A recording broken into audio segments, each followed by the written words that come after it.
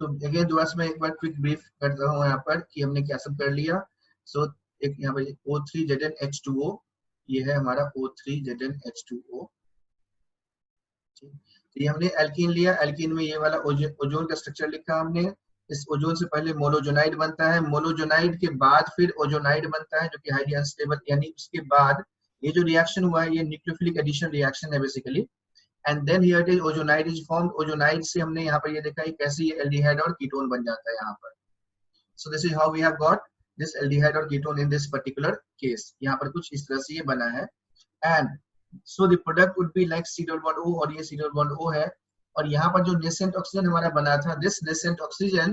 is reacting with zinc और Me2S, जिसके कारण से हमारे पास क्या बन गया, ZnO बना और Me2SO बन गया। and so it is not further oxidizing the remaining thing, and now it is further, इसके बाद और आगे की बात करते हैं हम लोग। so let's have a look at this one। तो next one जो हमने अभी देखा था इसके अंदर, वो ये देखा था यहाँ पर कि कैसे ये जो हमने यहाँ पे यूज किया, ये वाला रिएक्शन यूज किया था।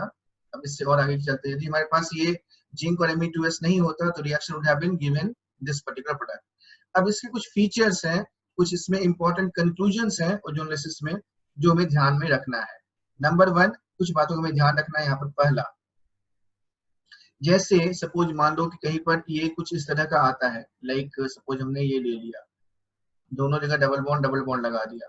तो यहाँ से जब होगा इसमें RO लिखा मैंने यहाँ पर RO, तो यहाँ से प्रोडक्ट क्या बन जाएगा। यदि सिमेट्रिकल एल्कीन है तो सिमेट्रिकल एल्कीन होने का मतलब है कि यहाँ से जब इसको कट करोगे आप तो यहाँ पर एक ही तरह का हमारे पास क्या होगा, प्रोडक्ट बनेगा, only 2 molecule of this particular product. Similarly दूसरी बात जो हमें बहुत बढ़िया से याद होनी चाहिए कि HCHO, फॉर्मेशन ऑफ HCHO, यदि किसी में ये कहा जाए कि इसमें ओजोनोलिसिस हमने कराया और इसमें HCHO बनाया, formation of HCHO is basically coming from what, ये कहां से आता है, इसका मतलब है यदि हमने इसमें HCHO बनाया है, that means the alkene must be terminal, alkene must be terminal होगा, वो एल्कीन मस्ट बी टर्मिनल, यानी से कम एक जो प्रोडक्ट यदि हमारे पास HCHO है तो वो एक टर्मिनल एल्कीन होगा। जैसे मान लो सपोज जैसे मैंने यहाँ पर ये लिख लिया, लाइक CH3, यहाँ पे डबल बॉन्ड CH2 लगा दिया। अब इसमें यदि मैंने ऐसा कराया है यहाँ पर तो एक प्रोडक्ट तो ये वाला बन जाएगा, एल्डिहाइड बन गया, और जो दूसरा बनेगा वो क्या बन जाएगा, HCHO बन जाएगा। तो ये जो HCHO है, दैट वी कैन प्रेडिक्ट, इससे हम लोग स्ट्रक्चर के बारे में बता सकते हैं। थर्ड वन, यदि मान लो कहीं पे no formaldehyde is form, no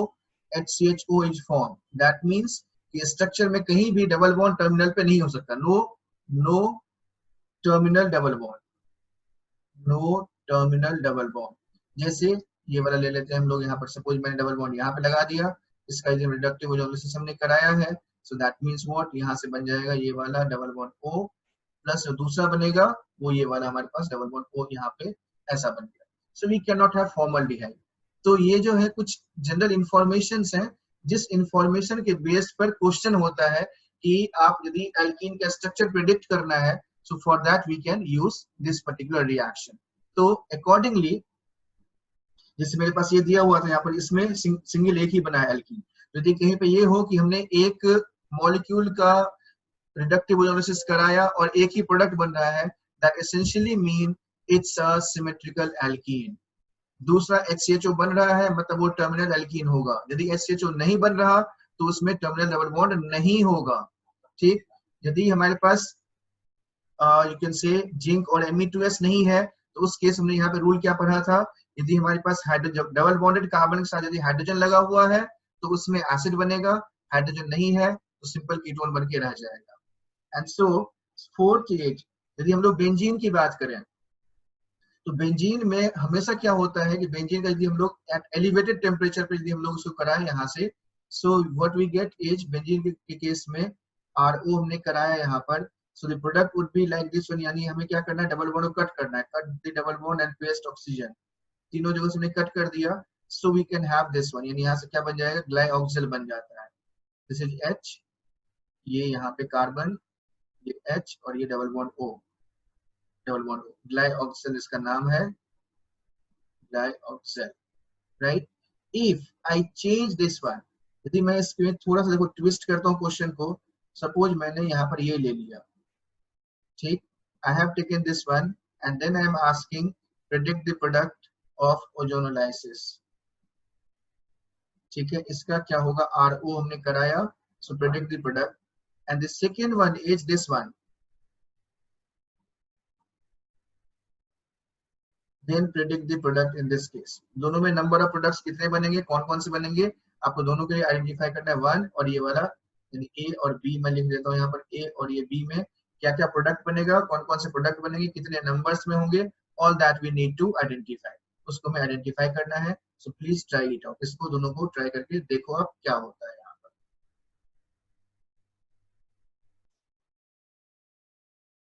So when I have taken this one, in this case हमने यहाँ से क्लीव किया, यहाँ से क्लीव किया, so this is CH3 C+1O, ये वाला CH3 और ये C+1O, ये वाला बन गया, और यहाँ से ग्लाइकोजल ये CHO, यहाँ पे H है और ये वाला भी H है, तो यहाँ से ये वाला बन गया। इसमें हमने क्या कर रखा है यहाँ पर कि जब हमने डबल बॉन्ड का पोजिशनिंग फिक्स कर रखा है, तो this is your localised form है, and here the position of double bond is fixed,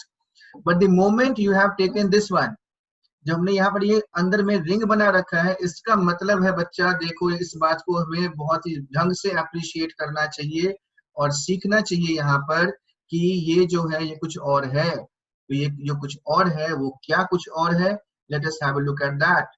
ये कुछ और का जो स्ट्रक्चर है, ये दो पॉसिबल स्ट्रक्चर्स हमारे पास हो सकते हैं। पहला तो ये वाला हो जाएगा, ये लिया हमने यहाँ पर, जो हमने यहाँ पे अभी बनाया था वैसा का वैसा ही बना लिया। जैसे आपने पूछा था कि भाई दोनों में अंतर क्या है, तो वो अंतर हमें इसमें तो नहीं दिखाई दे रहा है, यहाँ पर पहले वाले में कोई अंतर नहीं दिखाई देगा। If I would have drawn it in this way, ये वाला लिया, ये वाला लिया और ये वाला ले लिया, and so in this case if I look at this one, ये वाला देखा मैंने यहाँ से, तो इसमें कोई अंतर नहीं है जो तुमने क्वेश्चन पूछा था अभी थोड़ी देर पहले। But if I would have taken the other way round, just have a look at this one, यदि मैं डबल बॉन्ड को यहाँ भी तो प्लेस कर सकता हूँ बीच में, मैंने यहाँ पे प्लेस कर दिया, so do you find some differences there or not? Yes, there is some difference, and therefore in this case यहाँ से पहले वाले से तो ये वाला इसी से मैच कर रहा है, यानी A वाला हो गया, तो A वाला हो गया, इसमें दो ही बनेंगे। But when I come to this one, इसमें एक नया तरह का प्रोडक्ट बनेगा, and that product would be what, वहां से हमारे पास क्या दिखाई देगा, उसमें एक नया ये वाला प्रोडक्ट बनना है, यहाँ से कट करेंगे, क्लीव करेंगे, यहाँ से क्लीव करेंगे और यहाँ से क्लीव करेंगे, तो इसमें क्या बन जाएगा, एक प्रोडक्ट ये वाला बनेगा CH3, यानी ये जो हमने लिख रखा है यहाँ से, ये डबल बॉन्ड O, ये CH3 और ये डबल बॉन्ड O यहाँ पे, और ये H इधर आ गया यहाँ से, ये इसके दो मॉलिक्यूल इसके बन गए, और एक मॉलिक्यूल यहाँ से देखो ये वाला होगा हमारे पास ग्लाइकोजल का यहाँ से, और बस प्लस एक मॉलिक्यूल ग्लाइकोजल का HCO COH, ये ऐसे बन गया हमारे पास। So we have only one possible product like this one, इसमें दो ये वाला बना और दो ये वाला बना। अब इन तीनों में से जब हमने A से ये दो बने थे प्रोडक्ट, ये वाला था, और B से हमारे पास ये वाला बन गया, B वाले से ये भी बन रहा है और ये भी बन रहा है, तो जो डिस्टिंक्ट प्रोडक्ट है, यूनिक प्रोडक्ट है, तो एक ये वाला हो गया, दूसरा ये वाला हो गया, तीसरा ये वाला हो गया। सो effectively in the question B you will have three possible products, one is glyoxal, दूसरा यदि मैं इसकी नेमिंग कर दूं यहाँ से, तो ये हो जाएगा, यहाँ पे ये 1 हो गया, ये 2 है और ये 3 है, so we can write here this is propane 2-oxo-propanal, 2-oxo-propanal बन गया, और ये वाला क्या है हमारे पास, this is we can say butane 1-2-3-dione, तो ये इसमें तीन प्रोडक्ट्स बनेंगे जो कि ये तीनों हैं यहाँ।